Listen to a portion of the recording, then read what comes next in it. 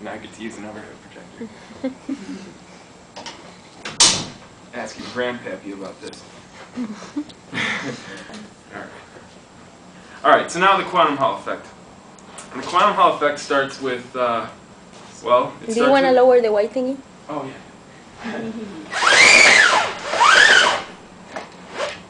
Alright. It starts with the Lorentz force, which leads to the Hall effect, and then energy is quantized, which then leads to a quantized, or quantum Hall effect. There's two different quantum Hall effects, the integer quantum Hall effect and the fractional quantum Hall effect. I don't know anything about the fractional quantum Hall effect, so don't ask me about it. All right. You lost all your credibility now. That's okay. I'll learn one day. All right. Now, recall the Lorentz force. Oh, I should have a stick, right? That's more professional. Well, whatever.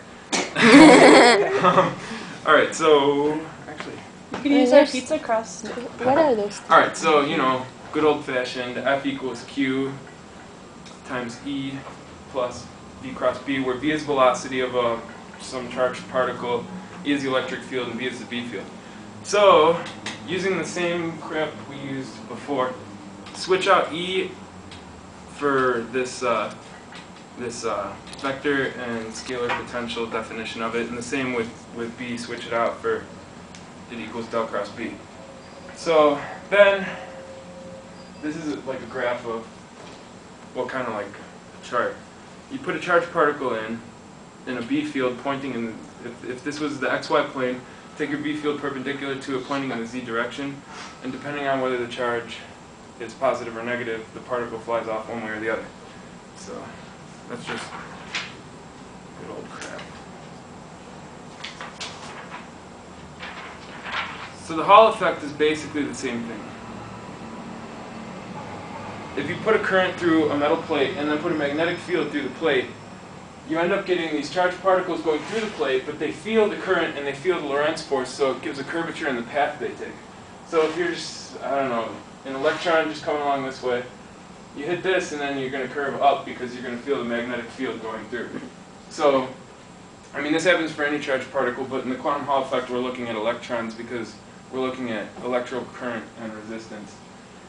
So the electrons flow on a curved path and it produces a potential difference, and the potential difference is called the Hall voltage, which was discovered by Edwin Hall around 1879. You mean there's an electric field forming from the top towards bottom? No.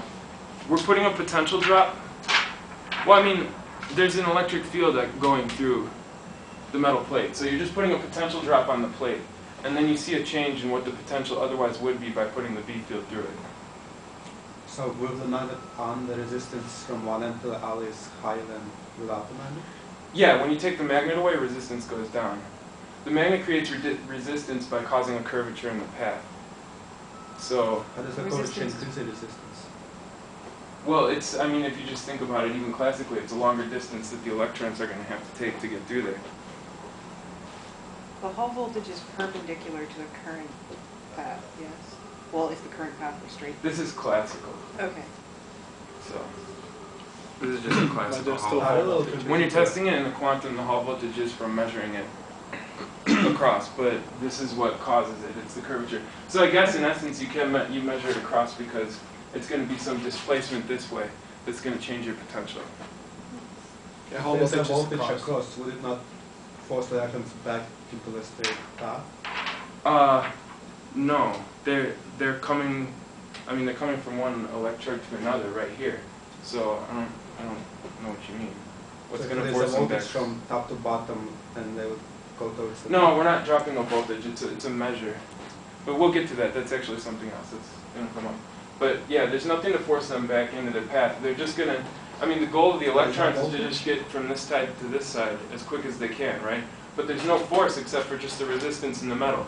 But then you're going to add this magnetic field, which is going to give it a Lorentz force pushing the electrons in one direction or the other. So like, if this is your plate, right, and your battery,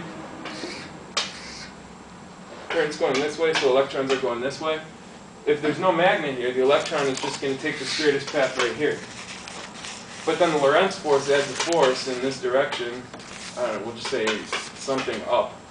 So it's going to push it this way a little bit, so it's going to make this take a curved path. How do they come back down? What do you mean, how do they come back down? If there's a force pushing them Well, it's up. grounded by this side. I mean, they're coming out. They got to go somewhere, otherwise there's no current. So will they all bunch up at the top? No, they just follow a curved path. They're still going to follow this velocity. But it's... Isn't there still a force acting? It's like lifting a pipe of water. The water still flows, but it takes curvature. Exactly. Like if you put water through a rubber pipe, if you lift it, there's water flowing through, it's gonna take a little more pressure to push it through the pipe, right? Because then the water has to deal with gravity, stuff like that. That's all it is, really. I mean, of course, not gravity, it's a magnetic field and stuff, but it's a similar idea.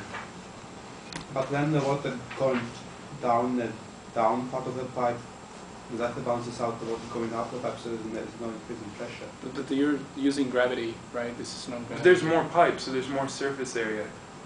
F equals P times A, right? So you got to put more force because the curvature is going to induce a greater area on the inside of the pipe. Yeah. If you want to ask any more about it, you can talk to me after.